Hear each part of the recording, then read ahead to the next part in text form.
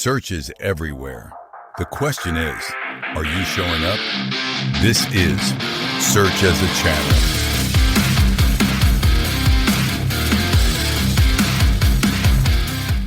Usually when we talk about search engines, there's this expectation of a map, like a very clear alphabetized index. Mm-hmm. You type a keyword, you get a list of 10 blue links. It's predictable. You know exactly where you stand, right? Page 1, page 2. Mm-hmm.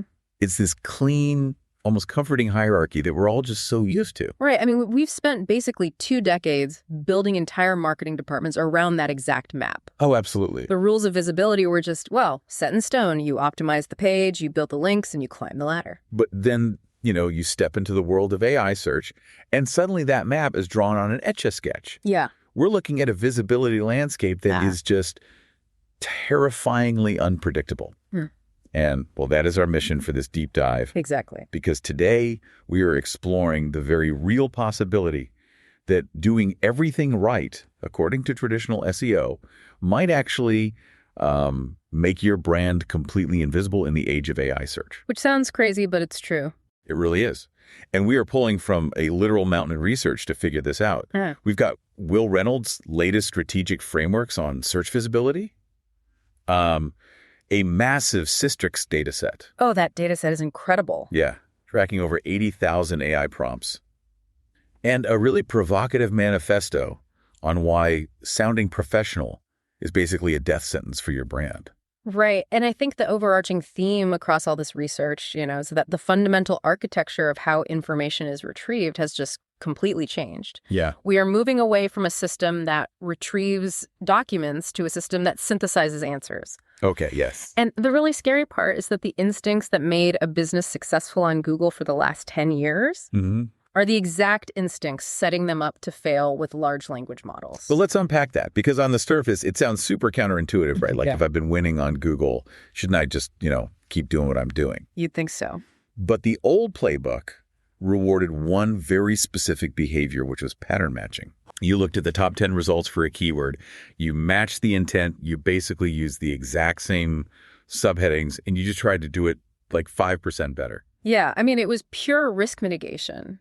Search algorithms back then were essentially just these pattern recognition machines. Right. So if every top-ranking page for, say, a software category had a comparison matrix and a pricing tier, well, you built a comparison matrix and a pricing tier. Exactly. You just mirrored them. Right, because the algorithm saw that you looked like a recognized authority, so it ranked you. But the byproduct of everyone doing this simultaneously for a decade is this ocean of absolute sameness. Yes. And the manifesto we're looking at really calls out the specific language of this sameness. It's all those blurry, safe corporate words. Oh, the buzzwords. Right, like trusted, innovative, end-to-end, scalable, AI-powered. I mean, seriously, read the homepage of almost any B2B company right now, and it's practically a Mad Libs of these exact terms. It really is, because marketers, well, they use those words to feel safe. They want to sound like the category. Sure. But in an AI-driven search environment, sounding like the category triggers this phenomenon called cluster collision. Cluster collision, okay. Yeah, so when an AI models language, it plots words and concepts in this multidimensional vector space. Right. If your brand describes itself using the exact same semantic grouping of words as 50 of your competitors, the AI's architecture literally cannot distinguish you. Wow.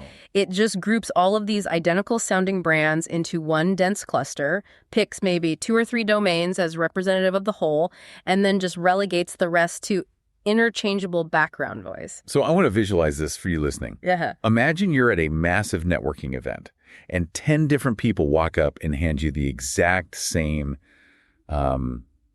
beige business card, right? With the exact same tagline.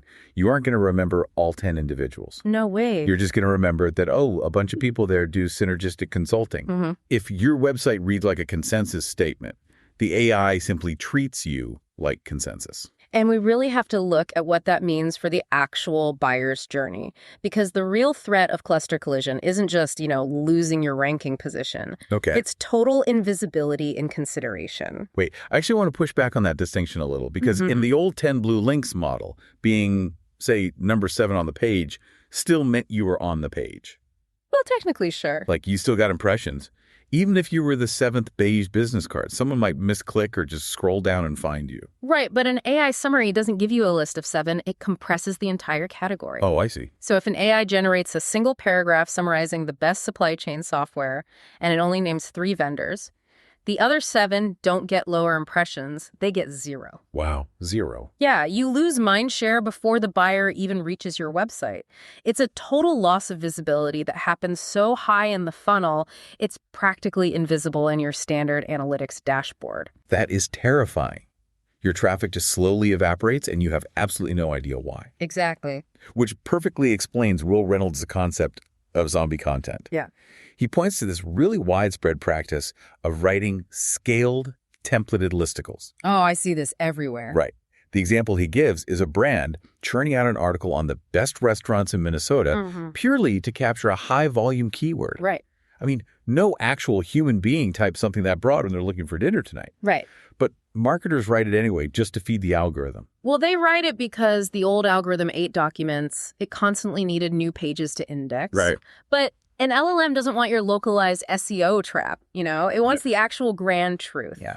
So when an AI answers, "Where should I eat in Minneapolis?" it isn't going to cite a random B2B vendor's zombie blog post. Yeah. It's going to synthesize local reviews, map data, and actual culinary consensus. So if creating this safe beige zombie content basically guarantees we get thrown into a generic bucket, how do the AI platforms actually decide who gets to represent that bucket to the user? Like, who gets pulled from the cluster? Yeah, that's the big question. And that is exactly what the Systrix data set out to answer. And I got to say, the mechanics of what they found are wild. Absolutely fascinating. They analyzed over 82,000 prompts across 17 weeks, testing 3 different AI platforms across 6 countries, and they were measuring something they call citation drift. Right. So citation drift is essentially the measurement of how volatile the sources are in an AI's response week over week. Okay. Like, do the exact same websites get cited for the same prompt, or does the machine constantly swap them out? Yeah.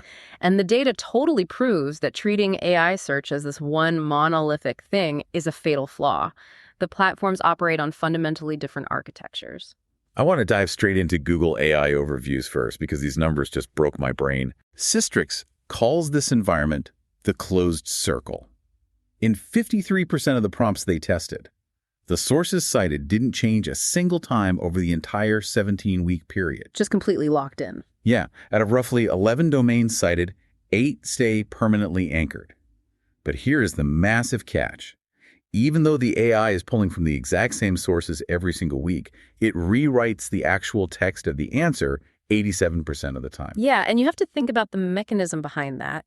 It's using a process called retrieval augmented generation, or ANG. Right again, right? The system fetches the documents, those stable 8 domains, and locks them into its context window. Okay. But the language generation model, the part that actually writes the sentences, is probabilistic. So it's basically guessing the next word. Exactly. It's essentially a student rewriting an essay every single week, but they are only allowed to use the exact same 3 books from the library. Wow. So the AI has essentially pledged allegiance to those specific websites. Pretty much. It doesn't matter how the user phrases the prompt or how the AI hallucinates the prose. The bibliography is totally fixed. Yeah, it tells us that for Google AI overviews, the barrier to entry is just incredibly high. I bet. If you aren't in that initial snapshot of trusted domains, well, you don't get in. But the reward for breaking through is basically permanent residency. But hold on, if we look at Google AI mode, which is, a different feature within the same ecosystem, we see a completely different behavior. Totally different. Systrix calls this the carousel. In AI mode, 56% of the sources rotate every single week. It is not a closed circle at all. No, but it's not entirely random either. The data shows this structural split. Okay. About 86.5% of the prompts in AI mode have a stable core, usually 1 to 5 domains that just stay put. Got it. But the other 89% of the individual links make up the peripheral carousel, and those are the ones swapping out every week. So the strategy completely changes here. If I'm optimizing for AI mode, I can't just celebrate that my brand showed up in an answer on Tuesday. Right, you can't pop the champagne yet. Because I might just be visiting on the carousel. By Thursday, the AI might swap me out for a competitor. And tracking that requires a total shift in how we measure success. You're no longer managing a static ranking. You are managing a continuous presence metric. Continuous presence. Okay. And if you think Google's carousel is volatile, the data they found on ChatGPT is just staggering. Oh, it's wild. Systrix found a 74% weekly churn rate. The median prompt in ChatGPT doesn't have a single domain that stays for all 17 weeks. It is total fluctuation. Unbelievable. But there's a specific stat here that I cannot stop thinking about. For German language searches, 68% of ChatGPT's sources are actually in English. Yeah, and this is a really critical insight into how LLMs are trained versus how traditional search indexes are built. Oh, so? Well, Google's a search engine first, right? It maps the local web. Yep. But ChatGPT is a language model heavily biased by its training corpus. And the vast majority of the internet's high authority institutional documentation is just in English. Ah. So think about what that means if you are a global brand listening to this.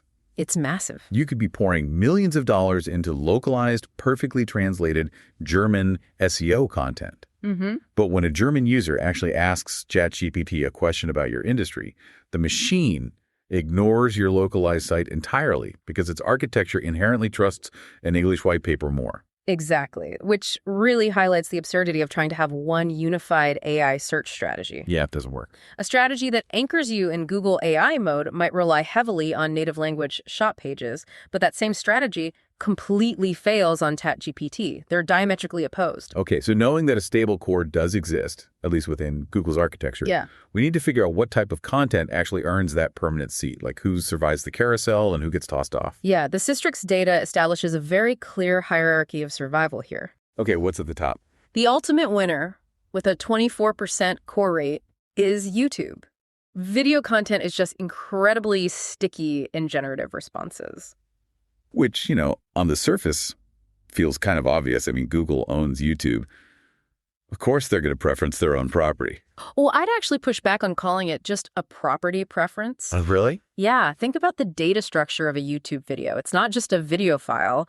It comes with a massive timestamped transcript of unstructured text. Oh, I didn't think about that. Right, and LLMs love parsing dense conversational text to extract semantic meaning. It just provides a richness that a standard, 500-word blog post simply doesn't have. Okay, that makes total sense. It's multimedia doing double duty. Exactly. Now, on the flip side, the ultimate losers in this data set are editorial news sites. They have a dismal 1.4% core rate. It's rough. They basically get quoted once for a breaking topic, and then they completely vanish from the AI's response the following week. Yeah, because large language models are structurally terrified of transient data. Terrified of it. Right. The models know they are prone to hallucination, so their temperature for volatile, rapidly changing news is tuned to just discard it quickly. That makes sense. They want safe answers. Exactly. They want to anchor to stable, evergreen knowledge. That's why product pages, technical documentation, and shop pages completely dominate the stable core. And this volatility applies even when the user is searching specifically for you. Mm-hmm. The data looked at branded queries, specifically a prompt for BBC female newsreaders. Right. Now, obviously, the BBC's own domain stays anchored in the core. But the co-citations, the other websites, the AI lists alongside the BBC to provide context rotate out 70% of the time every single week. Wow. And furthermore, we really have to distinguish between the domain and the URL. Okay, what's the difference there? So at the domain level, Google might consistently link to, say, IMDb. Yeah. But at the URL level, the exact subpage being cited, the drift, is 85% per week.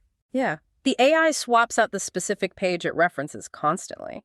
So if you're reporting to your executive team, you can't just walk into a meeting and say, hey, our new blog post on supply chain logistics is ranking in AI overviews. No, it's definitely not. Because by the time the meeting ends, that specific URL might be totally gone. You're buying a ticket for a train that kicks you off the very first stop. And this is the paradigm shift of generative engine optimization, or GEO. GEO, right. You are no longer optimizing to rank number one. You are trying to influence the probabilistic factors that a machine uses to construct a response on the fly. Which brings us to the hardest part of this whole equation. We know that AI punishes generic sameness, and we know it favors distinct evergreen content. Mm-hmm. But how do you actually rebuild your strategy to be that distinct source? Like, how do you force the AI to anchor to you? This is where Will Reynolds' concept of being seen, believed, and chosen becomes so critical. Okay, breakdown. Seen, believed, and chosen. So for years, marketing was only about being seen. You hacked the metadata, you got the traffic, and job done. Right. Check the box. But in an LLM ecosystem, visibility without belief is basically useless. There's a brilliant example in the research about this, the ethical jeans thing. Yes, perfect example. So a clothing brand used old-school SEO tactics to rank #1 on traditional Google for the term ethical jeans, even though they had no real-world reputation for ethical manufacturing. Right, they just had a really good title tag. Exactly. But the moment AI search rolled out, that brand just vanished from the answers. Right, because AI models don't read title tags the way a crawler does. They go. No, they look for consensus signals. They scrape the broader web to really understand the relationships between entities. Okay. So if humans on forums, in reviews, and in digital communities don't organically associate your brand with ethical manufacturing, the AI won't cite you no matter how perfectly optimized your website is. Wow. You simply cannot fake consensus. So how do you actually break out of the sameness trap? The manifesto argues you have to replace recycled positioning with original proof. Original proof, yes. You can't just publish another best practices list that just curates what everyone else is already saying. Right. You need proprietary data. You need firsthand pattern recognition. You need named frameworks and specific operational insights that, frankly, only your company could possibly know. And you have to verify that humans actually care about it. Will Reynolds strongly suggests that marketers go to platforms like Reddit to see if their brand narrative actually holds water. Reddit. Yeah. LLMs are aggressively scraping Reddit right now because they are starved for authentic human opinion. Oh, that makes a lot of sense. If the sentiment about your brand there is negative or worse, non-existent, your AI visibility will plummet. Real brand affinity drives revenue, not just algorithmic visibility. Wow. In fact, direct traffic converts 1.5 times better than SEO, and social converts 5 times better. Let me play devil's advocate here for a second, because this all sounds great in theory, but let's be real about the corporate environment. Okay, let's hear it. Will Reynolds asks if we are willing to sacrifice a little bit of our visibility game to be more believable. But if I'm a marketing director and my CEO is breathing down my neck for quarterly traffic growth, Right. how on earth do I justify stepping back from the easy, scalable zombie content that juices those top-line numbers? Look, that is the daily reality for most teams. It really is. But you have to force a conversation about business outcomes versus vanity metrics. Okay. If your visibility is skyrocketing because you're churning out generic listicles, but your pipeline and your revenue are completely flat, what are you actually achieving? Right. Nothing. Exactly. You are optimizing for an illusion. You have to ask your leadership team a very uncomfortable question. Which is? If an AI had to describe why our brand matters in one single sentence, what would it say? Oh, man. That is a brutal question. It really is. Because if you haven't given the AI the original proof to answer that, it's just going to say they provide scalable, end-to-end synergistic solutions. Exactly. And if that's the answer, you don't have an SEO problem. You have a foundational positioning problem. Yeah. If your information architecture is just answering broad queries without deepening the actual meaning of your brand, the AI has absolutely no reason to pull you from the cluster. Okay, let's distill all of this down for everyone listening. First, the old playbook of pattern matching is dead. Blending in leads straight to cluster collision, where AI just treats you as interchangeable noise. Spot on. Second, AI citation drift is very real, and it's highly platform dependent. Google AI overviews lock in a stable core of sources while hallucinating the text, while ChatGPT wildly churns its sources with a huge bias toward English documentation. Yep. And third, to survive this volatility, you need original proof. You have to be believed by humans before you can be chosen by a machine. That's the core of it. And as we wrap up, I want to leave you with a concept that goes a bit beyond just optimizing your own site. Okay, I'm ready. We've talked a lot about how AI collapses generic brands into a single mental bucket. But what happens if an AI system hallucinates a completely false narrative about your industry category? Oh, wow. Right? If all of your competitors are pumping out generic, interchangeable zombie content, they might actually accidentally reinforce that hallucination through sheer volume. Just by feeding it the same bad info. Exactly. So the real question is, how do you prove your distinct truth to a machine that has already made up its mind based on a consensus of noise? That is a terrifying thought, honestly, Yeah. but it's exactly the kind of problem we need to be anticipating right now. Absolutely. Well, thank you for joining us on this deep dive. My challenge to you listening today, Go pull up your own website copy right now, read your homepage. Does it pass the sameness test? Or are you just handing out another beige business card to an Etch-a-Sketch algorithm? We'll catch you next time. Thanks for listening. And don't forget to subscribe.